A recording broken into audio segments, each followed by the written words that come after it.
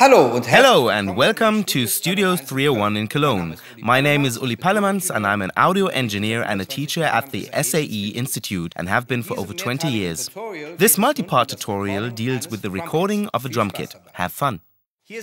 This here is the object of our desire, the drum kit, consisting of the hi-hat, crash cymbals, ride cymbal, high tom, floor tom, snare drum, and, at the bottom, the bass drum.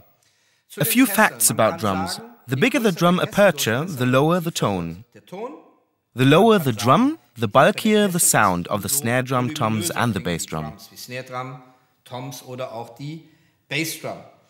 As you might know, there are many different drum types and materials. For example, you've got wood snare drums, which can consist of maple, birch, oak, beech, cottonwood, mahogany, and many other wood types, or the combination of several wood types. Here we've got a metal snare made of copper, but there are also other metal types such as steel, brass, aluminium, bronze, and so on. All these different materials and their combinations, the sizes, the drum heads and their tension are responsible for the sound of a drum. Having that in mind, me, or the drummer, now chooses his drum kit for the style he wants to play, like rock, pop, heavy metal, etc. We will now deal with the different drums and cymbals of this drum kit, beginning with the snare drum. Down here you can see a little lever with which you can stick the snare to the resonant drum head. That's the sound with snare, and that's the sound without it. About the snare drum, the frequency range of a snare drum often starts at 100 Hz and ends at 15 kHz. Usually, you'll find snare drums with a diameter of 12 to 14 inches, but the drum height may often vary from 6.5 inches up to 10 inches. Bigger heights create lower tones and a wider frequency range. This snare drum here has the size 14 × 5, which means a diameter of 14 inches and a height of 5 inches. The sound of a snare drum with a height of 3.5 inches to 5 inches is more defined and higher. Metal snare drums create lots of harmonics and therefore are very prominent in the high frequencies, while wood snare drums create less harmonics and therefore sound muffled and warm. That's it about the snare drum. We'll now go on to the toms. The high tom and the floor tom. Their usual diameters start at about 6 inches up to 18 inches, and they're mainly made of wood or metal. Sometimes you'll find unusual materials such as acrylic or brass. The keynote of a tom is between 70 Hz and 120 Hz. Here, about 120 and there about 70 Hz. That clarifies that bigger drum sizes create a lower key tone and the attack sounds of the toms are at 7 kHz. Alright. Now we'll have a closer look at the bass drum down here. That's the bass drum with the bass drum pedal. I hope the camera is able to see it. The usual bass drum diameters are between 16 and 24 inches, and the frequency range of a bass drum is mainly between 20 Hz, that's the sub bass, and 8 kHz, that's the kick sound. Up here we have the cymbals. This is the hi-hat, the crash cymbals, and the ride cymbal. We'll take a closer look at them now. The material of cymbals are metal alloys, which you can get in lots of different forms and types. Usually you'll find ride cymbals with a size of about 18 inches up to 24 inches, crash cymbals from 12 to 20 inches, and the hi-hat with a size of 12 to 15 inches. The hi-hat has a foot pedal as well.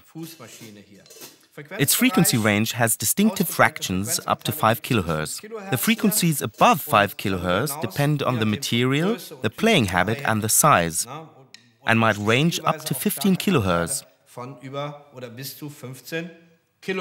The standard size of a drum kit consists of a 14 × 5 inch snare drum, the toms either 10, 12 and 14 inches, or 12, 13 and 16 inches, and a 22 × 18 inch bass drum. We'll now take a closer look at the snare drum. It is often recorded with two microphones, one directed at the top of the snare drum and one directed at the resonant code with the snare at the bottom of the drum. When the drummer hits the snare drum now, the batter moves down and a negative pressure arises at the top. The microphone diaphragm responds by moving out and creating a negative half cycle at the microphone preamp or the mixing console. At the same time, an overpressure arises inside of the snare drum and presses the resonant drumhead outwards.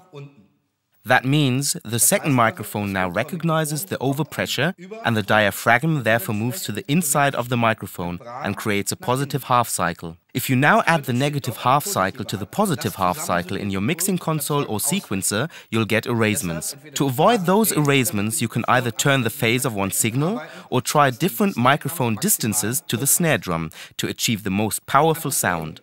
A problem of the snare drum that might arise when a song contains many tom rolls is the resonating snare of the snare drum. I think you might be able to hear it now.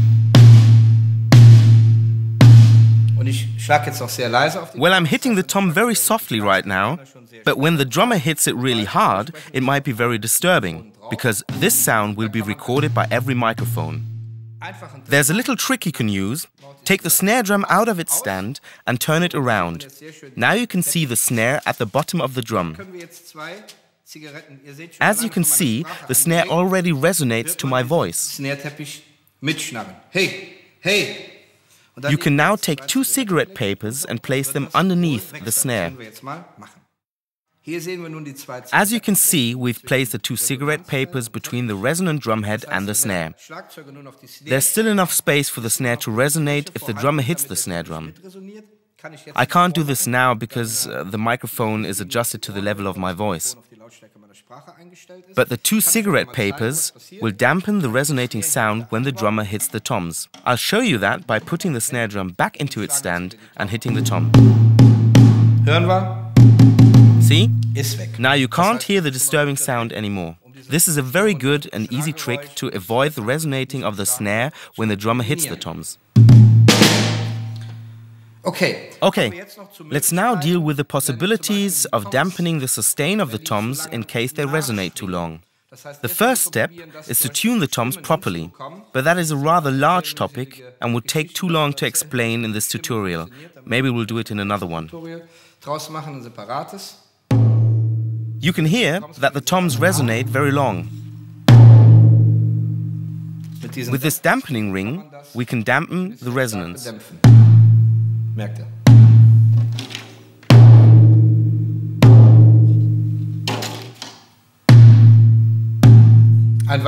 If you don't own such a dampening ring, here's another trick for you. You can use towels as well. I have got a common kitchen towel here, which I will put on the batter of the tom. You can use gaffer tape to put it in the right position and to fix it. Now the resonance would be completely dead.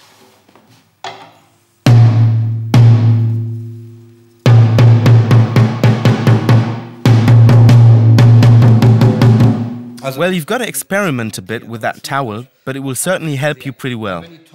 If a tom resonates this much during a recording, and the sound is recorded by every microphone, the resonance will be multiplied.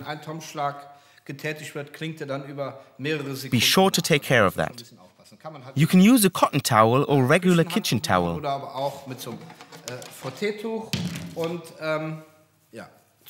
And place it, for example, on top of the whole snare drum. We've got another dampening ring for the snare drum here.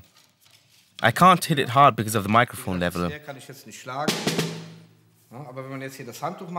If we now place the towel on the snare drum, we can achieve many different sounds.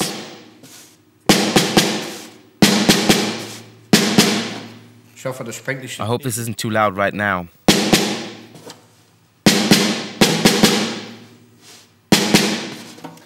You can also use gaffer tape and put some little gaffer rolls on the drums to dampen the resonance. I'm sure you have already done that at home. And you can put the rolls at the bottom of the drums as well. An important fact is the tuning of the drum, so that the tone is the same at every screw. Otherwise, there will be strange resonances. Alright, if you're a metal drummer, I've got another trick for you for the bass drum. I will take this €2 coin and place it directly in the front of the bass drum foot pedal beater.